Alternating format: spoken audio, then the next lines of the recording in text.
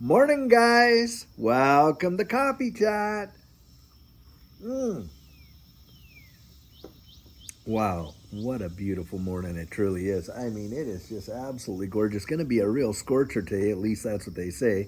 So hopefully, if you got to get anything done outside, do it early or do it late. Midday, that high noon kind of deal. You don't want to be out in this kind of heat and catching sunstroke and major burns and who knows what all. But anyway, guys, it's what we got to deal with here in Texas. The weather can change on you on a dime, and that's one thing I have definitely come to realize living down here is just how quickly the weather can change. It's truly amazing. Anyway,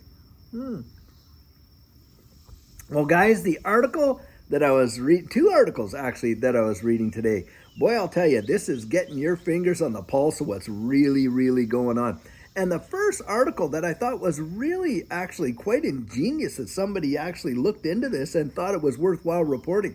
And it was the drop in the sale of cardboard boxes. Now, most people would think, well, what's the big deal? Cardboard boxes, this and that. Guys, you just think of everything that is packaged, shipped, and stored in cardboard boxes. And you start to realize, hey, if there's a big slowdown and in the purchasing and the drop in the buying and the utilization of cardboard boxes, well, that says lots about what's going on behind the scenes. And this article was picking up on something that I thought was absolutely, truly amazing in the fact that you got Janet Yellen out there. It wasn't that long ago. Remember, guys, when she was saying, oh, we don't see any kind of a recession on the horizon. And just lately, Jerome Powell comes out and he says, yeah, it looks like we're not really going to see a recession. Guys, they absolutely believe that you and I and all of us out here have got to be complete blithering idiots. Because look, there's not a recession. We just saw one of the biggest transport companies in the United States go under and 30,000 employees losing their jobs. We're watching all of this container company like Maersk telling you, hey, worldwide shipping container usage is way down. Now you're getting reports that, hey, the cardboard box industry is seeing a major reduction in the purchasing and the utilization of cardboard boxes. And they're saying no recession's coming on, guys. You're literally seeing the handwriting on the wall, and these guys are out there pumping a narrative that is completely contrary to what's happening right before our very eyes. But that's how they treat us. They think, oh, well, we'll just go out and say that. If we say it enough, and if we say it loud enough, long enough, hard enough, well, maybe they'll just buy it. And I'm telling you guys, they're like literally out there. They won't even believe their own eyes. Hey, put it this way. They won't even believe their own stomachs, because I'm going to tell you something, guys. There's people out there right now that are really hurting, and they are literally cutting back in a big way and making decisions as to whether to keep the lights on or to keep certain food in the cupboards and things like that. And so what? They want us to believe that, hey, oh, I'm not really hungry. That's not really hunger pains down in there. That's just gas. I'm telling you, all the gas you can muster is what you're getting out of these politicians. It is truly obscene what they're trying to sell down the line when the economy itself is telling them that we are in a big world of hurt and a lot of trouble on the horizon. Now get this, in the second article, the Federal Reserve is coming out there and flat out saying, hey, look, they're going to be selling $1 trillion worth of debt, and the borrowing on debt is just insane as it is. And this is absolutely ridiculous. $1 trillion, can we even, we're getting so used to hearing these numbers that we forget just how unfathomable $1 trillion truly is. It is a monstrous amount. And yet, guys, we're watching their balance sheets within a few weeks go up trillions of dollars. It is truly obscene. But that's what's happening, and they want you and I to sit back and just be passive, not really to, this or that, and just, oh, no recession's coming. It's okay. Meanwhile, there's a tsunami on the way, and what they're doing is handing out beach towels and keeping us staying on the beach. That's the kind of nonsense that it feels like right now. It's so disingenuous. It really kind of makes the person's blood boil when you realize, why can't they just genuinely say what's genuinely going on, sound the alarms, get people prepared, and really, really help people to weather these storms, and kind of coaching people and encouraging people, hey, don't allow yourself to get monstrously buried in debt. But they don't want that, guys. They want us in debt. Why? It is a debt driven economy, period, end of story. They want us in debt. They want us to be beholden to the system in any way possible. And that's the reality. That's why it's all revolving lines of credit. It's not like, hey, I'll go borrow $1,000. I'll pay my $1,000 off. And then, like down the road, maybe later, if I ever need to borrow again, well, I've demonstrated good faith in paying it off and things like that. No. They want you to have credit cards. Why? Because it just keeps you in debt. Keeps you in debt. It's a revolving line of credit, and they keep you and I on the merry-go-round. Well, they actually sit back and enjoy the luxury of not having their own personal debt, but having you and I bear the cost of it. Because look, guys, when they're dealing with an economy like this and they're printing money like it's going out of style, what's going on? I'll tell you. What's going on is the absolute devaluation of the money right there in your pocket, and they're destroying your purchasing power, and it is a form of taxation. There is no other way to describe it. They are literally reaching their hands into our jeans and pulling out cash by the fistfuls by destroying the purchasing power of our dollars. That is literally what's going on. And yet then turning around saying, oh, we have to raise interest rates just to cut down on inflation. Well, meanwhile, they're literally printing trillions of dollars in the back rooms and handing it out. And I genuinely believe, guys, we're not getting the whole story. That's a fact. We all know it. We can see what's going on. But this whole idea, the way that they treat us with such disregard and disrespect, is truly unfathomable. I don't think we have ever seen a time in history, maybe way, way back, well, certainly not in recent memory anyway, where you had the politicians literally treating the populace with the level of disrespect and disregard. It actually reminds me of the French Revolution when, we had Marie Antoinette coming out there and, the famous saying, hey, well, let them eat cake if they can't have bread, and all this kind of nonsense. Well, that's what's going on. And basically, that's what these politicians are saying. Do you think they absolutely care about whether the little guy is absolutely crushed? No, they don't, because that is exactly the plan that's in play. That's what's going on. They genuinely do not want to see you and I get out from underneath that boot. They don't. And in fact, that's why you're seeing the way in which taxation works, the way in which all these school fees works. Think about this.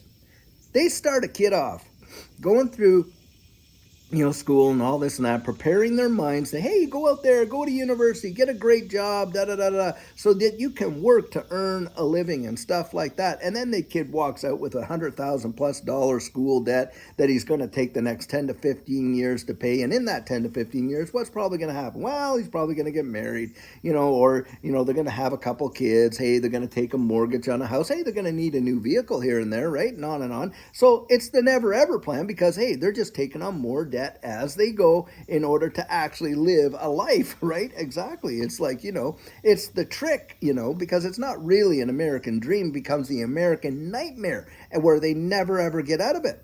And how many marriages have absolutely collapsed, not over infidelity, but over financial pressure and stress? Too many. But that's what's really happening. And the thing is this, entrepreneurs and investors oftentimes don't think like that when they think about money, do they? They're not thinking about, oh, I'm going to go out there, work, get employed so that, I can work for money. No, what they do is they put their money out there and they employ it to go work for them.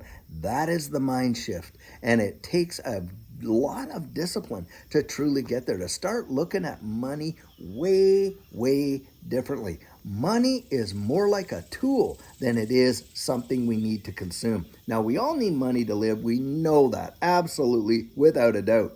But this is the entire rat race. The rat race is they keep us on the treadmill, the merry-go-round of debt. So we have to go out there and get employed because we don't have that, liquidity to go pay off that debt just like that. So we get employed, we trade our time for money, and they just keep us on the treadmill going like that so that we can service this debt.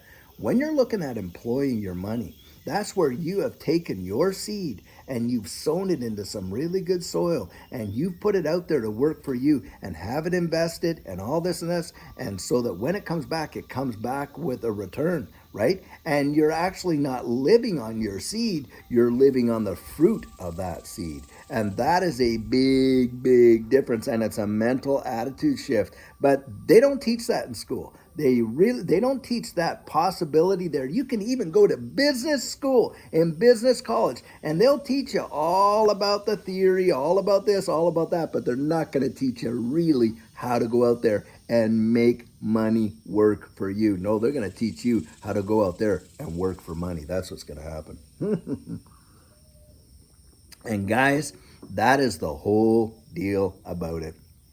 And it is a complete dog and pony show. So when you hear these guys coming out telling you, oh, don't worry, it's going to be all A-okay and all this and that, but your own eyes and the economy is out there telling you right now, hey, it's not so okay. You tell that to the 30,000 employees that were working for yellow truck lines there that have no jobs, and you tell them, oh, it's going to be A-okay. No, what they're going to have to go out and do is find jobs to replace that income. Do you think they're going to do that? Do you think all those 30,000 are going to be able to do that? No, a lot of them are going to be taking 2 and 3 substandard jobs to make up for the one job that they lost. And what's that going to do? Hey, it's going to take away a lot of time from home, isn't it?